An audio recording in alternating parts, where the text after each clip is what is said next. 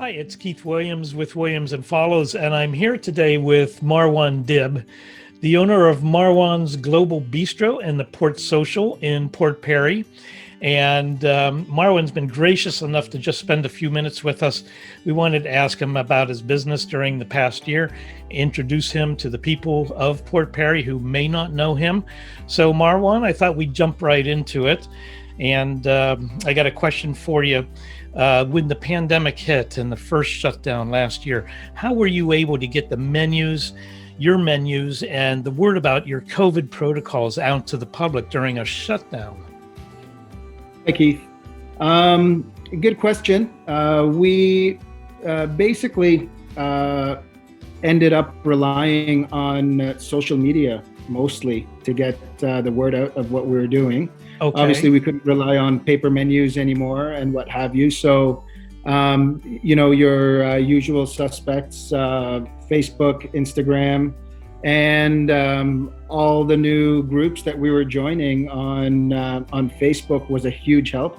Obviously, about the Port Perry Bulletin, and there's a bunch of other groups that we joined. And I have to say, even though business hasn't been great throughout COVID, and for obvious reasons, we, through social media, have gained, we've doubled our presence, just obviously because people haven't been able to get out.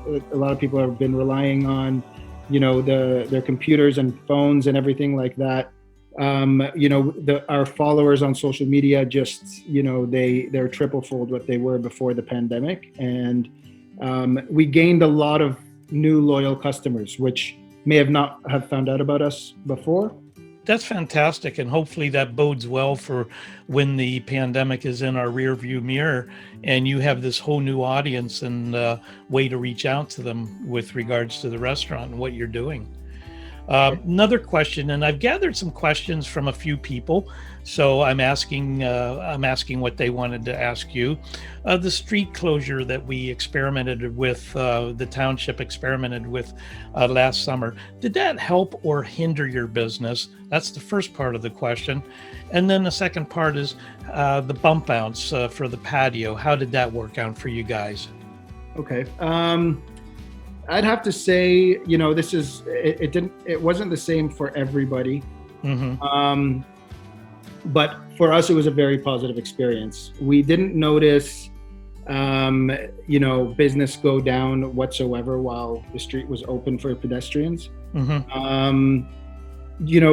During the time that they, I think it was 1 month long, so like 4 weekends. I thought it was awesome. The place was busy. There was no complaints about, people not being able to get to us. Our takeout was just as busy as it was before. Mm-hmm. I wouldn't go as far as to say that it was, that it made everything busier, but it definitely did not hinder business in any way. So, we have, on our Fridays, Saturdays, Sundays, a certain amount of takeout that we're used to doing. We didn't find that we were getting any less. I kind of wished that everybody participated, but really aside from a couple of businesses along the street, most people just decided to close during those times. Mm-hmm. Yeah, that seemed like a little bit of disconnect there, but okay. Well, that's good to hear what your experience was. And Marwan, what about the Bumpouts? How did that work for you? The Bumpouts were absolutely essential for us, especially when we were only allowed outdoor dining. Without it, I don't think we would have made it.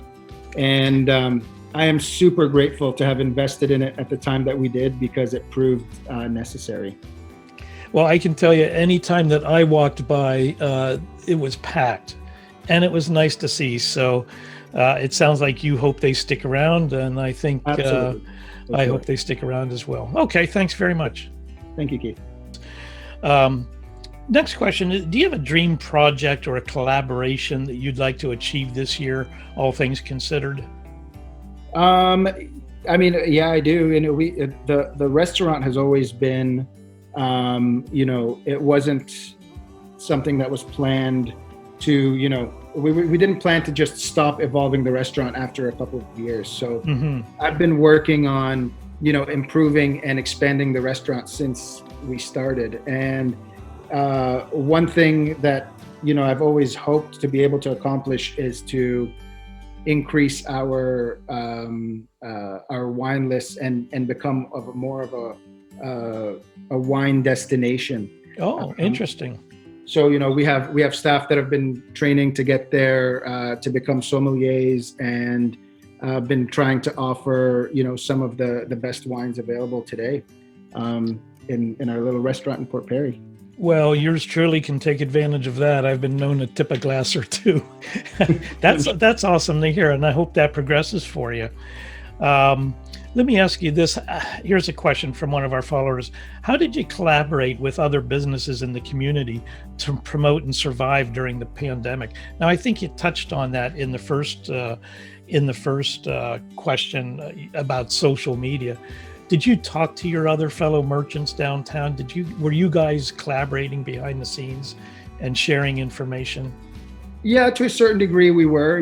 There's other restaurants where we try to promote each other in whichever way that we can, whether that's sharing each other's specials and posts on our platforms, right? And even just using other vendors from downtown in the products that we sell. So like the pantry shelf and Harrington's and the Old Flame. Mm-hmm. Basically whatever we can do to help the local community, we try to help as much as possible. I've noticed different restaurants carrying other products of local businesses, and I think that's awesome. This is my question. It's because I was so fond of, some people may remember this, a Chili Fest that we used to have in town. Did you participate in that? I can't remember. I think you did.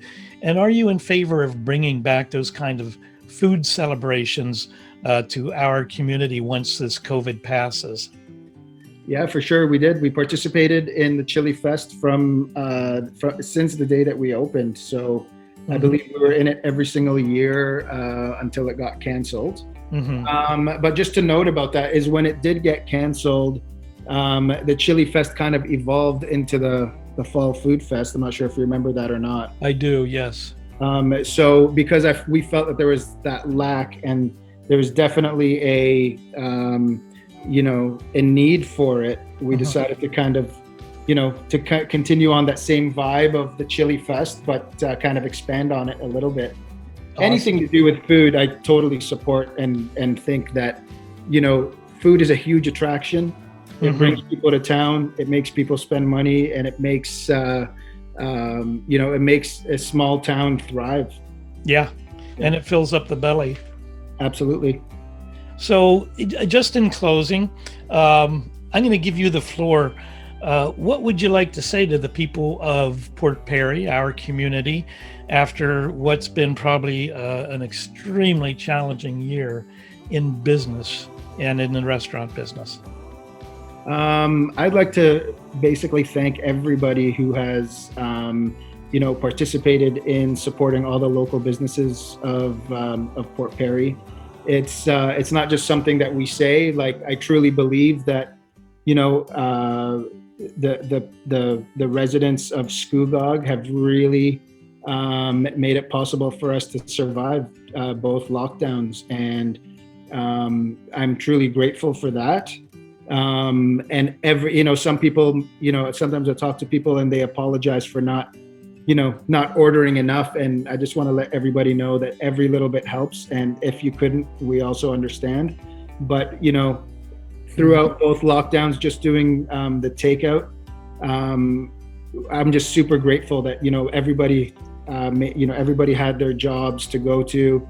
We all, were just able to keep the restaurant open, which is huge for us. So thank you.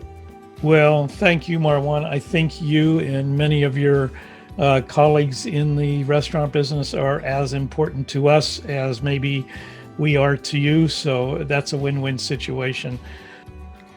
So this is Keith Williams with Williams and Follows. I want to thank Marwan for spending a few minutes with us. And I would say that if you want to try a fantastic restaurant and have just an amazing dining experience, check out Marwan's Global Bistro. They're on the internet. You can find out their hours on Facebook or on their website. And we're going to hope that the Port Social gets open again soon because it's a great place to hang out. Thanks again, Marwan. Thank you. Thank you for everything. You're welcome.